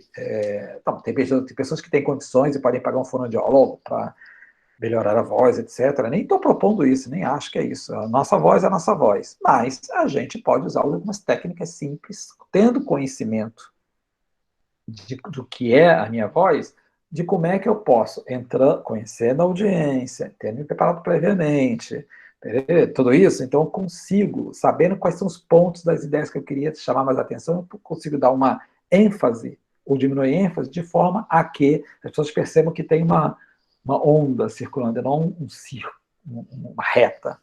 Eu acho que são esses dois elementos que eu queria chamar a atenção. E, em geral, o que um pitch tem em termos de elemento? Sobretudo, o ponto principal, aquilo que eu falei lá, qual o foco principal, o ponto principal do pitch, que é a história gatilho, que é assim, o elemento que pode ajudar a criar uma conexão, e que eu chamo de história gatilho. Qual é? E vai um pouco na linha que você tinha comentado, que é assim, eu estou fazendo uma venda, eu estou compartilhando uma história, eu quero sei lá o quê, eu posso, a história lá do ancião com fogo, eu posso diretamente falar, olha, eu estou lançando um novo computador, e esse computador, ele é revolucionário, e a revolução que ele traz é que ele é o computador mais fino do mundo. Ele tem tantas polegadas, tanto não sei o que e tal. Tá? A história gatilho eu estou trazendo para vocês um computador tão revolucionário, tão incrível, que ele cabe dentro do envelope. Eu tiro de dentro do envelope, esse envelope de escritório, o computador. E depois, agora eu vou contar para vocês de onde é que veio isso. Porra, aquilo ali eu já não vou esquecer nunca mais. É um computador que cabe dentro do envelope, que coisa louca. Conseguiram perceber essa história gatilha? Estou resolvendo um problema. Computadores são grandes, são chatos de carregar, etc. Enfim. Essa história gatilho, em geral, ela abre qualquer pitch. Assim, cara, eu estava, hipoteticamente, minha avó tem 80 anos de idade e ela foi se medicar, né, ela tem vários problemas, né, de saúde, diabetes, etc., e problemas de visão, inclusive uma catarata, etc. Então ela foi se medicar e o médico passou uma receita para aquelas receitas que a gente sabe com o médico, arranjos que nem a gente consegue entender, ela não entendeu bem, ela ficou com vergonha de pedir para ele explicar, e aí ela foi na farmácia, e nem farmacêutico conseguiu entender muito bem, e aí deu a medicação errada, ela também não conseguiu entender muito bem a dosagem, e o resultado foi que ela entrou em coma por conta, né, de não ter conseguido tomar os remédios dessa forma. Graças a Deus deu tudo certo, com a medicação correta, etc. E o fato da minha avó ter praticamente morrido porque ela não conseguiu entender a receita me fez pensar Tem que haver uma forma de fazer receitas de remédio de uma forma mais simples, que as pessoas, sobretudo as pessoas que têm dificuldade de acompanhar, possam entender. E por isso eu criei uma série de um software que permite ao médico botar a receita rapidamente e imprimir para a receita usando símbolos, usando imagens, com imagem clara. Garanto para vocês que a minha avó e a avó de vocês jamais vai passar por isso novamente. Eu contei a história e disse qual é o desafio e coloquei qual é a solução. E trouxe um exemplo. E o chamado que eu tenho é o seguinte: eu quero universalizar isso. Esse software, eu não preciso contratar uma equipe, preciso não sei o quê, eu calculo que eu preciso imediatamente R$ 50 mil para fazer isso, etc. E fazendo isso, eu vou evitar que a sua avó, que a minha avó, que a avó de todos nós, morra porque não consegue interpretar a receita de um médico. Esse é o pitch passo meu correio agora. Vai ser uma história real, é mais ou menos história real, porque é um fellow do Social Good Brasil que desenvolveu exatamente uma ferramenta parecida com essa é mais ou menos a história como ele conta. Então, quando eu vi a primeira vez que ele contou essa história, o Rogério, eu falei assim, caraca, é óbvio, é tão evidente. Como é que ninguém nunca pensou numa solução como essa? É isso. Então, história gatilho, apresentação do desafio. Geralmente a história gatilho está envolvida, está direcionada com desafio, com problema, com o que seja. Lembra? A história gatilho, como nós estamos, eu sou desafiado a fazer alguma coisa, eu sei um monte de dificuldade que tem, mas a solução que eu estou trazendo é essa, então eu não posso voltar atrás, porque eu vejo que a solução vai servir para alguém, eu preciso do apoio de outras pessoas para levar adiante, olha o exemplo de como é que isso dá certo, e chegando aqui, olha como é que o mundo vai ser melhor quando eu levar isso adiante. É o Jornada do Herói aplicado a um pitch, que pode ser desenvolvido em 4 minutos ou 40 segundos. O conceito, fundamentalmente, está lá. Então, todo pitch, em princípio, deveria ter esses elementos, com a ênfase maior num, ênfase maior no outro, mas esse aqui é. De preferência, uma história gatilho que liga, que cria conexão emocional, então já abri a minha mente. O desafio, a solução, já estou conversando com o lado esquerdo do cérebro, olha, temos concreto desafio é esse, a solução que estou propondo é essa, olha o exemplo dessa aplicado, eu estou pedindo a você, ou a vocês, que juntem-se a mim nisso, desta forma, para fazer isso, e a gente junto fazendo isso, porra, a gente vai mudar o mundo. Vai mudar a história dessa vida, isso é o quê? Acabou. É essa história. E se a pessoa se interessar o suficiente, aí você vai poder contar, fazer mas o pitch deveria, isso tudo você consegue colocar em, eu diria, 4, 5 slides simples, só slides sem texto, só slides só com imagens reforçando isso. Claro, tem alguns pitches, se é um pitch para o investidor, por exemplo, ele já vai demandar, por isso que eu digo conhecer a audiência, uma explicação, olha, esse desafio, essa solução, esse é o exemplo, e o chamado é que você me apoie isso, e eu consigo mostrar para você que eu já fiz várias projeções econômicas e financeiras, isso aí vai dar um retorno XYZ, que aí sim, o investidor, você já conseguiu abrir o lado emocional dele pela história gatilho, mas ele precisa conectar com o lado prático, né? E aí você precisa vir com dados, etc. E o chamado final. Oi, pode falar. Já deu quase 20h40 aqui, falou que tinha saído um pouquinho antes. Mas acho que eu estou acabando, né? Eu acabei, na verdade. Porque o último link, o último slide, justamente eu estou sugerindo aí uns 6 links aí com coisas que é interessante vocês verem. Muito do que eu estou falando está num texto que eu já escrevi sobre isso, então é bom que vocês podem registrar. O link da apresentação do Steve Jobs, que eu acho que assim, para mim, é referência. Uns pitch decks lendários aí de várias empresas, que eu acho que é legal dar uma olhada. Esse é o texto que eu falei sobre TEDx de São Paulo, que eu explico, dou várias dicas. Um exemplo muito interessante de elevator pitch, feito em Minas Gerais, que é um exemplo prático, as pessoas desafiadas a fazer elevator pitch. E aí um outro texto aí, que é esse TED que eu falei, do cara que fala como é que você fala de um jeito que as pessoas queiram ouvir. É isso aí. Mas eu vou mandar a apresentação para vocês e vou colocar os links. Eu tinha colocado com a potencial de dar um clique, mas não está abrindo por alguma razão. Então, eu vou colocar o link e aí fica com material de leitura para vocês, e aí eu paro. Show de bola, show de bola. Muito boa a mentoria hoje. Eu acho que foi uma das melhores aí da aceleração inteira, né? Falando sobre pitch, o que vocês acharam aí, pessoal? Karen já falou que foi top aí. Muito bom mesmo. Só você estava falando ali sobre estar preparado para falar, né? Eu lembrei eu peguei uma mania um tempo atrás que eu ia sem me preparar para me aprender a improvisar para as coisas, né? E eu, às vezes eu sou bom Ah, né? A fala, né? eu brinco que isso é suicídio. Sim, eu era muito bom para, mas era um lugar que podia aproveitar, assim, que era para jovem e tal, conseguia É. dar uma treinada sem me passar muita vergonha, né? Mas eu tava, começava muita construção de fala, assim, né? Então, abria, fazia uma contextualização, conseguia puxar atenção, né? Só que eu chegava no meio da fala, eu descobri que eu não tinha um final impactante suficiente para finalizar a minha fala, né? Eu ficava ali uns 2, 3 minutos no meio da minha fala, tentando descobrir Sim. como que eu concluía o que eu ia falar. Mas foi bom que hoje eu aprendi, assim, quando eu preciso improvisar, né? Eu treinei em público, né? Então, Sim. Não, eu acho que o elemento fundamental é assim, quando eu digo preparação, não é que você tem que ficar lá e detalhadamente vou fazer isso, vou comprar isso. É assim, exatamente, minha preparação é qual o meu começo, qual o meu meio, qual o meu fim.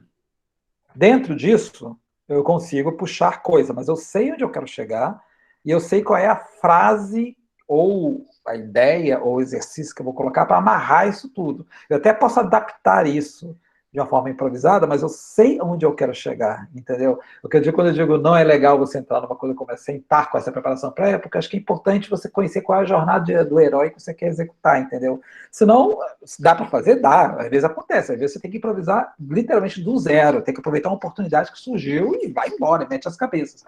Em geral, mesmo quando você está fazendo isso, você está fazendo a partir de algo que você conhece, de algo que você já experimentou antes.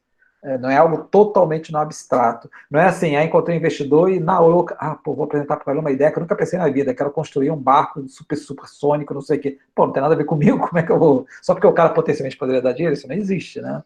É mais nesse sentido que eu falo. não, show de bola. Então, eu acho que vamos encerrar por aqui já. Qualquer coisa, se o pessoal tiver dúvidas, né, eles mandam pra gente. Eu mando para você também, caso você consiga responder depois. Até para a gente não levar muito no tempo, né, que eu sei que você tem mais uma apresentação depois, aí às 9, né? Mas queria agradecer de novo a presença, Renato. Eu acho que a tua contribuição aí para a aceleração com o pessoal, eu acho que foi muito grande, né? Os 3 encontros foram bem relevantes, com bastante conteúdo, então agradecer muito a presença. Acredito que a gente ainda vai conversar muito aí sobre outras coisas que a gente está desenvolvendo, né? Mas queria agradecer mesmo, né?